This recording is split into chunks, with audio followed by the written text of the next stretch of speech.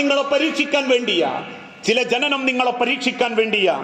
അയ്യുക്കും അഹ്സനു അമല, നിങ്ങളിൽ ആരാണ് ഏറ്റവും നല്ലത് പ്രവർത്തിക്കുന്നത് എന്ന് അള്ളാഹുവിന് അറിയാൻ വേണ്ടി. അള്ളാഹു ഹൈറ് മാത്രം ചോദ്യം ചെയ്യുന്നവനല്ല, അള്ളാഹ് ഷർറുകൾ മാത്രം ചോദ്യം ചെയ്യുന്നവനല്ല. അനുഗ്രഹങ്ങൾ ഹൈറായാലും ഷർറായാലും അള്ളാഹുവിന്റെ അരികിലേക്ക് മടങ്ങുമ്പോ അള്ളാഹു താല ഓരോന്നിനെ പറ്റിയും നാഥന്റെ മുൻപിൽ ചോദ്യം ചെയ്യപ്പെടും. ആ ഹൈറ് ലഭിക്കുമ്പോ ഹൈറ് തന്ന റബ്ബ് അതിന്റെ പിന്നിൽ നമ്മളെ നന്ദിയും നന്ദികേടും കാത്തിരിക്കുന്നുണ്ട്. ഞാൻ അതുകൊണ്ട് നന്ദി കാണിക്കുന്നുണ്ടോ, നന്ദികേട് കാണിക്കുന്നുണ്ടോ എന്ന്. അതുകൊണ്ടാണല്ലോ ഒരു വീടുണ്ടാക്കുമ്പോ, ഒരു വാഹനം കിട്ടുമ്പോ ആളുകൾ അതിൽ എഴുതി വെക്കുന്നത് കാണാം, ഹാദാ മിൻ ഫളിലി റബ്ബി, ഇതെന്റെ റബ്ബിന്റെ ഫളില് കൊണ്ട് കിട്ടിയതാ. വാഹനത്തിലും കാണാം, ഹാദാ മിൻ ഫളിലി റബ്ബി, ഇതെന്റെ റബ്ബിന്റെ ഫളില് കൊണ്ട് കിട്ടിയതാ. ആ ആയത്ത് അവിടെ അവസാനിക്കുന്നില്ല. അതിന്റെ ബാക്കി പലരും മനഃപൂർവ്വം മറക്കുന്നവരാ. ആ ആയത്തിനെ പറ്റി വിശദീകരിച്ചപ്പോ സുലൈമാൻ നബി അലൈഹിസ്സലാത്തു വസ്സലാമ കണ്ണടച്ചു തുറക്കുന്ന വേഗതയിൽ ആ സിംഹാസനം അദ്ദേഹത്തിന്റെ മുൻപിൽ ഹാജരാക്കി. ആ സിംഹാസനത്തിന്റെ അരികിലേക്ക് ചെന്ന് അദ്ദേഹം റബ്ബിനോട് പറയുന്ന ഒരു വാക്കാണത്, ഫലമ്മാ റആഹു മുസ്തഖിറൻ ഇൻദഹു. അദ്ദേഹത്തിന്റെ സിംഹാസനം, ബൽഖീസ് രാജ്ഞിയുടെ സിംഹാസനം സുലൈമാൻ നബിയുടെ മുൻപിലേക്ക് അവരെത്തിച്ചു കൊടുത്തപ്പോ, കണ്ണടച്ചു തുറക്കുന്ന വേഗതയിൽ ആ സിംഹാസനം തന്റെ മുൻപിലെത്തിയപ്പം ഖാല, സുലൈമാൻ നബി പറഞ്ഞു, ഹാദാ മിൻ ഫളിലി റബ്ബി, ഇതെന്റെ റബ്ബിന്റെ ഫളില്, അനുഗ്രഹത്തിൽപ്പെട്ടതാ. ഇതെന്റെ റബ്ബ് എനിക്ക് തന്നൊരു അനുഗ്രഹമാ. ഞാൻ കൽപ്പിക്കുമ്പോഴേക്കും എന്റെ മുൻപിൽ അത് എത്തിക്കാൻ അള്ളാഹ് ഉടമപ്പെടുത്തി തന്ന സൃഷ്ടികൾ, ഞാൻ ആഗ്രഹിക്കുമ്പോഴേക്കും എന്റെ മുൻപിൽ അത് എത്തിച്ചു തന്ന അള്ളാഹ് ഉടമപ്പെടുത്തി തന്ന സൃഷ്ടികൾ എനിക്കെന്റെ റബ്ബ് തന്ന ഫളില. തൊട്ടടുത്ത വാക്കിലൂടെ തന്നെ സുലൈമാൻ നബി പറഞ്ഞു, ലിയബ്ലുവനി, അങ്ങനെ ഒരു അനുഗ്രഹം റബ്ബ് എനിക്ക് തന്നത് എന്തിനാണെന്നറിയോ? ലിയബ്ലുവനി, അവൻ എന്നെ പരീക്ഷിക്കാൻ. അഷ്കുറു അം അക്ഫറു, ഞാനൊരു നന്ദിയുള്ളവനാണോ നന്ദി കെട്ടവനാണോ എന്ന് റബ്ബിന് പരീക്ഷിക്കാൻ. അതും കൂടി എഴുതി വെക്കണം. ഒരു വീടുണ്ടാക്കുന്ന സമയത്ത് അതും കൂടി എഴുതി വെക്കണം.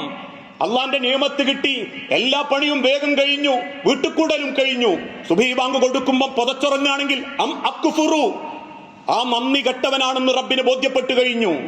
അള്ളാഹ് വാഹനം തന്നു, വളരെ ഭംഗിയായിട്ട് നമ്മളത് ഉപയോഗിക്കുന്നു. പക്ഷേ ആ വാഹനം കൊണ്ട് അവനവന്റെ സൗകര്യവും അവനവന്റെ സന്തോഷവും മാത്രം നോക്കുമ്പോ ഔ അക്ഫറു, നന്ദി കെട്ടവനായിട്ട് റബ്ബ് അത് ഒരുക്കി തന്നു. അള്ളാഹുവിന്റെ നിഅമത്തുകൾ, ശുക്റുകള് അള്ളാഹുവിനോട് കാണിക്കുന്നതോടൊപ്പം നമ്മൾ നന്ദിയുള്ളവരാണോ എന്ന് റബ്ബിന് പരീക്ഷിക്കാൻ വേണ്ടിയാ. അതുകൊണ്ട് തന്നെയാ ഏത് കാര്യം റബ്ബ് തന്നാലും നിമിഷ നേരം കൊണ്ട് അത് ഷർറാക്കാനും അള്ളാഹുവിന് പറ്റും, അത് ഷർറാക്കാനും റബ്ബിന് പറ്റും. എത്ര നയിച്ച് 18-20 ലക്ഷം ഉണ്ടാക്കി വെച്ചു, ഒരു മനുഷ്യന് ₹1 കൊടുത്തില്ല.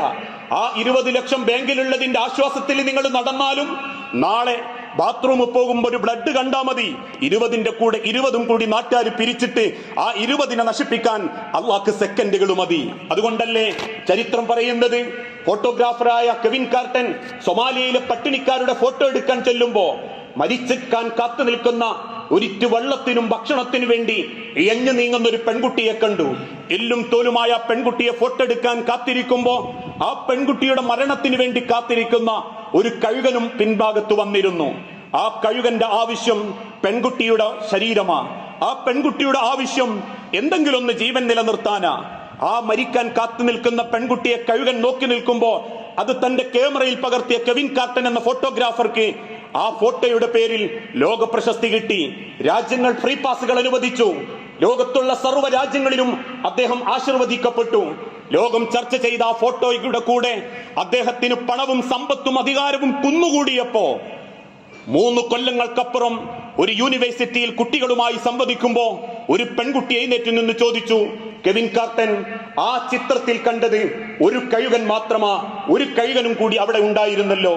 അത്ഭുതത്തോടെ കണ്ണുമീച്ചു നിന്ന കെവിൻ കാർട്ടനോട് ആ പെൺകുട്ടി തിരിച്ചു പറഞ്ഞു, ആ കുട്ടി മരിക്കാൻ കാത്തു നിൽക്കുന്ന നിങ്ങളും ഒരു കഴുകനായിരുന്നു കെവിൻ കാർട്ടൻ.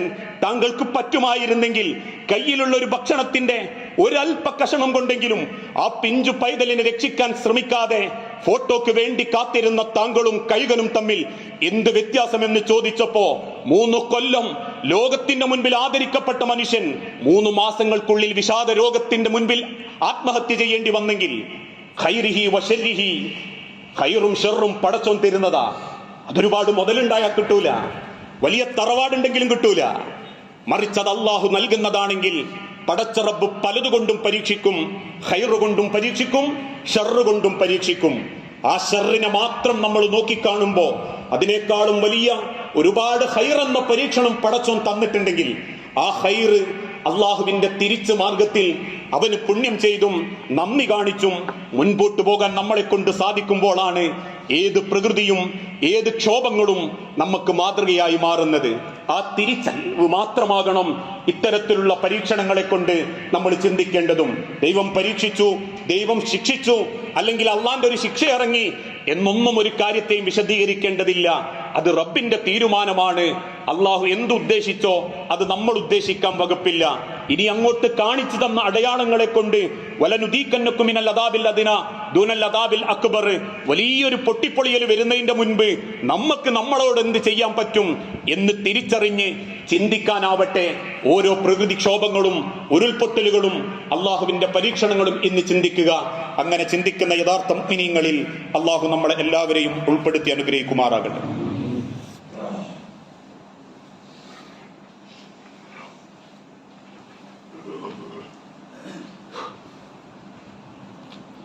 അൽഹംദുലില്ലാഹ് വസ്സലാത്തു വസ്സലാമു അലാ റസൂലിൽ അമീൻ വഅലാ ആലിഹി വഅസ്ഹാബിഹി അജ്മഈൻ അമ്മാ ബഅദ്. യാ അയ്യുഹന്നാസ് ഊസീകും സാനിയം ബിതഖ്വല്ലാഹ്.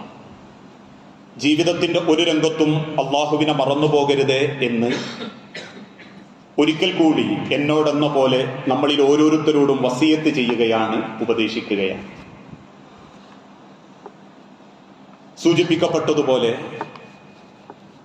ഒരു നാടിന്റെ വേദന കേൾക്കുന്ന ആളുകൾക്കൊരു കഥ മാത്രമാണെങ്കിലും അത് അനുഭവിക്കുന്ന ആളുകളുടെ വേദന വിവരിക്കാൻ സാധ്യമാകാത്തതാണ് എന്നുള്ളത് നമ്മൾ ഓരോരുത്തർക്കും മനസ്സിലാക്കാൻ പറ്റുന്ന യാഥാർത്ഥ്യങ്ങളാണ്. ഇത്തരത്തിലുള്ള അപ്രതീക്ഷിതമായ പരീക്ഷണങ്ങൾ ഇതൊരു നാടിനെ മാത്രമല്ല, ഈ ഭൂമിയെ ഒന്നടങ്കം ബാധിപ്പിക്കാൻ കഴിവുള്ളവനാണ് ഈ ദുനിയാവിനെ സൃഷ്ടിച്ചിട്ടുള്ള അല്ലാഹു സുബ്ഹാനഹു വ തആല. ആ റബ്ബ് തീരുമാനിക്കുമെന്നും ഈ ലോകം നശിക്കുമെന്നും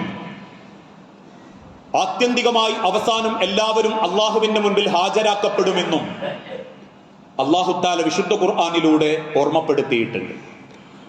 ഇദാ സുൽസിലത്തിൽ അർളു സിൽസാലഹാ വഅഖറജത്തിൽ അർളു അസ്കാലഹാ. ഭൂമി ഒരു പ്രകമ്പനം കൊള്ളുകയും അതിൻ്റെ ഉള്ളിലുള്ളത് പുറത്തേക്ക് തള്ളുകയും ചെയ്യുമ്പോൾ വഖാലൽ ഇൻസാനു മാലഹാ, ഇതെന്താണ് റബ്ബേ എന്ന് ചോദിച്ച് പരക്കം പായുന്ന ഒരു ദിനം അല്ലാഹു തആല നിശ്ചയിച്ചിട്ടുണ്ട് എന്ന് വിശ്വസിക്കുന്നവരാണ് നമ്മളെല്ലാവരും. ചിന്തിക്കപ്പെടാത്ത നിലക്കൊരു നാടിനെയും രണ്ട് നാടുകളെയും 500-ൽ പരം കുടുംബങ്ങളെയും ഒരു രാവ് കൊണ്ട് നശിപ്പിക്കാൻ, ഇല്ലാതാക്കാൻ ആ സൃഷ്ടാവിന് സാധിച്ചിട്ടുണ്ട് എങ്കിൽ പ്രിയപ്പെട്ടവരെ, നമ്മളൊക്കെ 1000 തവണ ചിന്തിക്കേണ്ടതുണ്ട്.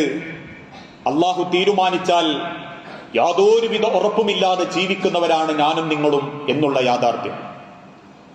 അതുകൊണ്ടാണ് അല്ലാഹു തആല വിശുദ്ധ ഖുർആനിലൂടെ പഠിപ്പിച്ചതും നിങ്ങളിലേക്ക് ആ മരണം തേടിയെത്തുന്നതിന്റെ മുൻപ്, അല്ലേ, പ്രവാചകൻ സല്ലല്ലാഹു അലൈഹി വസല്ലമ ജീവിച്ചിരിക്കുന്ന കാലത്ത് ചെറിയൊരു കാറ്റ് മദീനയിൽ അടിക്കുമ്പോഴേക്കും അള്ളാഹുവിന്റെ ഹബീബ് വീട്ടിലേക്ക് ഓടിക്കയറി വാതിലിന്റെ മറവ് കൂടെ അങ്ങനെ ആ കാറ്റിനെ നോക്കും. ആയിഷ റളിയല്ലാഹു തആല അൻഹ ഒരിക്കൽ ചോദിച്ചിട്ടുണ്ട്, നബിയെ, നിങ്ങൾ ആരെയാ ഭയപ്പെടുന്നത്? അള്ളാഹുവിന്റെ ഹബീബായ നബി തങ്ങൾ കണ്ണുനീരോടെ പറഞ്ഞു, ആയിഷ, യൗമുൽ ഖിയാമ, അന്ത്യനാളിനെ ഞാൻ ഭയപ്പെടുന്നു. അന്ത്യനാളിനെ ഞാൻ ഭയപ്പെടുന്നുണ്ട് ആയിഷ. ആയിഷ റളിയല്ലാഹു തആല അൻഹ ചോദിച്ചു, റസൂലേ, ഇങ്ങനെ ഭയപ്പെടാൻ മാത്രം താങ്കൾ എന്ത് കണ്ടിട്ടാ?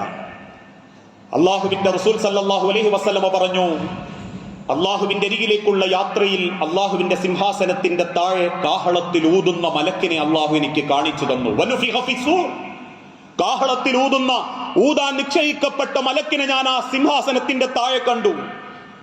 കാഹളത്തിന് ഊതാൻ റബ്ബിന്റെ കൽപ്പനക്ക് വേണ്ടി പടച്ച റബ്ബിന്റെ സിംഹാസനത്തിന്റെ താഴെ തലകുനിച്ചിരിക്കുന്ന ആ മലക്കിനെ ചുണ്ടി അല്ലാഹു തആല പറഞ്ഞത്, നബിയെ, ഈ ലോകം അവസാനിക്കാൻ വേണ്ടി കാഹളത്തിലൂതാൻ ഞാൻ ഏൽപ്പിച്ച മലക്കാണെന്ന. റബ്ബത് നിശ്ചയിച്ച് കാത്തിരിക്കുന്നുണ്ടെങ്കിൽ, അതിന്റെ അടയാളങ്ങൾ ഓരോന്നും ഈ ലോകത്ത് നമ്മൾ കാണുന്നുണ്ടെങ്കിൽ, പ്രിയപ്പെട്ടവരെ, ഈ ലോകത്ത് നിന്നും തിരിച്ചു പോകുന്നത് ഒരു ലോകാവസാനത്തിലൂടെയോ ഇത്തരത്തിലുള്ള അള്ളാഹുവിന്റെ ഒരു ഖിയാമത്ത് നാളിലൂടെയാണെങ്കിൽ പ്രവാചകൻ സല്ലല്ലാഹു അലൈഹി വസല്ലം പഠിപ്പിച്ച മറ്റൊരു വാക്ക്, ജനങ്ങളിൽ ഏറ്റവും വൃത്തികെട്ടവന്മാരിൽ, നന്ദി കെട്ടവന്മാരിലെ ഖിയാമത്ത് നാൾ സംഭവിക്കൂ. അതൊരു പക്ഷേ നമ്മളാവാതിരിക്കാൻ ജീവിതം കൊണ്ടും കർമ്മങ്ങളെ കൊണ്ടും അള്ളാഹുവിന്റെ അടുത്ത് കടുക്കാൻ നമുക്ക് സാധിക്കണം. ഇന്ന് കാണുന്ന ഈ ഐക്യവും സ്നേഹവും നിലനിർത്താൻ നമ്മളെ കൊണ്ട് സാധിക്കണം. ഇന്ന് പത്രത്താളുകളിലൂടെയും മീഡിയകളിലൂടെയും നമ്മൾ കാണുന്ന പരസ്പര സ്നേഹം, സാഹോദര്യം, ഐക്യം, ഇത് കേവലം ആളുകളെ പോഷിപ്പിക്കാനും രസിപ്പിക്കാനും വേണ്ടി എഴുതിവിടുന്ന ഒരു പോസ്റ്റുകൾ മാത്രമായി ചുരുങ്ങാൻ പാടില്ല. മനസ്സു തുറന്ന് മനുഷ്യനെന്ന പരിധിക്കുള്ളിൽ നിന്ന് പരസ്പരം സ്നേഹിക്കാൻ, അതിനെ കുറ്റപ്പെടുത്തുന്നവർ പലരും ഉണ്ടാകാം, നമ്മളത് കാര്യമാക്കേണ്ടതില്ല. ക്ഷീരമുള്ളോരകിടിൻ ചുവട്ടിലും ചോര തന്നെയാണ് കൊതുകിന് കൗതുകം എന്ന് പറഞ്ഞതുപോലെ അവനവന്റെ വീട്ടിന്റെ ഡൈനിങ് ഹാളിൽ തിന്നിരുന്ന് കുട്ടപ്പനായി ഒരു നല്ല ടീഷർട്ടും ഇട്ട് ടിവിയിലോ മൊബൈലിലോ കാണുന്നവൻ ജീവകാരുണ്യ പ്രവർത്തനത്തിന്റെ സേവനം ചെയ്യുന്നവന്റെ ബനിയൻ നോക്കി കുറ്റം പറയുന്നുണ്ടെങ്കിൽ അത് റബ്ബ് അത്തരക്കാർക്ക് കൊടുക്കുന്ന ഒരു പരീക്ഷണാണത്.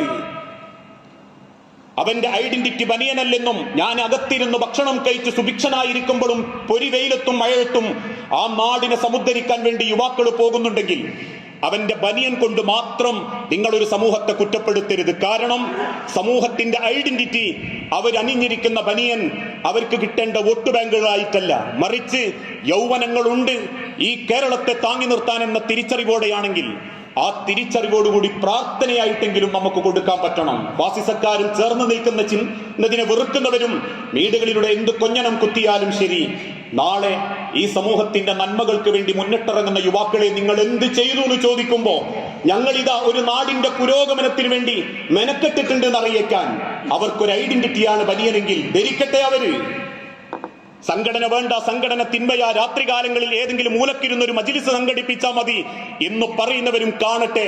സംഘടന വാർത്തെടുത്തിട്ടുള്ള ഓരോ യുവാക്കളുടെയും, അത് ഏത് രാഷ്ട്രീയ പാർട്ടിൻ്റെതാണെങ്കിലും മതസംഘടനയുടേതാണെങ്കിലും, ഈ ചേർന്ന് നിൽക്കലും ഒത്തൊരുമയും കോർവയുമായിരുന്നു എക്കാലഘട്ടത്തിലും മനുഷ്യനെ ദൈവത്തിന്റെ തൃപ്തിയിലേക്ക് എത്തിച്ചതെങ്കിൽ കുറ്റം പറയാനും വെറുതെ കളിയാക്കാനും അവനവന്റെ മൊബൈലിൽ തോണ്ടിക്കുത്തിരുന്നിട്ട് ഒരു 5 രൂപന്റെ ഗുണം ചെയ്യാതെ പരാതിയും കുറ്റങ്ങളും ഏത് കാര്യത്തിലും നെഗറ്റീവ് മാത്രം ചിന്തിക്കുന്നവര് അതിന്റെ വഴിക്ക് നടക്കട്ടെ. നമ്മളാൽ സാധിക്കുന്നത് കൈയായിട്ടും മെയ്യായിട്ടും പണമായിട്ടും നമ്മൾക്ക് മുന്നിട്ടിറങ്ങാൻ സാധിക്കേണ്ടതുണ്ട്. അതോടൊപ്പം തന്നെ പ്രാർത്ഥനയും വലിയൊരു ഘടകം തന്നെ. പ്രാർത്ഥനയേക്കാൾ വലുതല്ല നമ്മൾ കൊടുക്കുന്ന മറ്റൊന്നും.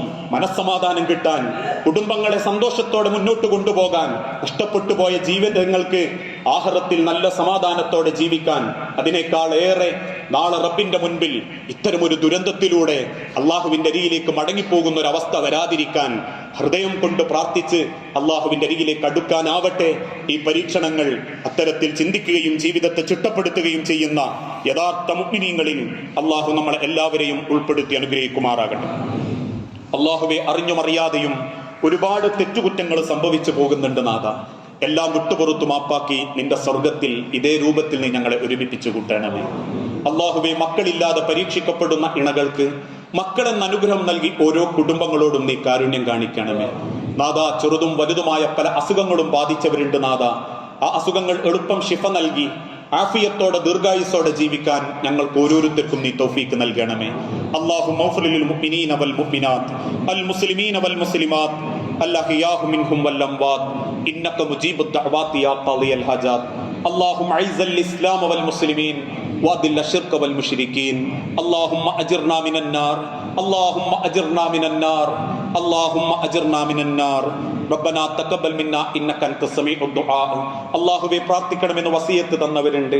രോഗം ബാധിച്ച് ആശുപത്രികളിൽ വെന്റിലേറ്ററുകളിൽ ഓപ്പറേഷൻ കഴിഞ്ഞ് കിടക്കുന്ന രോഗികൾ നാഥ, എന്താണോ ഓരോരുത്തർക്കും ഖൈറായത് ആ ഖൈറിലേക്ക് ഓരോ രോഗികൾക്കും നീ ആശ്വാസം നൽകുകയും സമാധാനം നൽകുകയും ചെയ്യണമേ. മരിച്ചുപോയ സഹോദരി സഹോദരന്മാർ, മാതാപിതാക്കൾ, മക്കൾ, ഭാര്യമാർ, ഭർത്താക്കന്മാർ എല്ലാവരുടെയും ഖബർ നീ വിശാലമാക്കുകയും അവരെയും ഞങ്ങളെയും ജന്നാത്തുൽ ഫിർദൗസിൽ നീ ഒരുമിപ്പിച്ചു കൂട്ടുകയും ചെയ്യണമേ.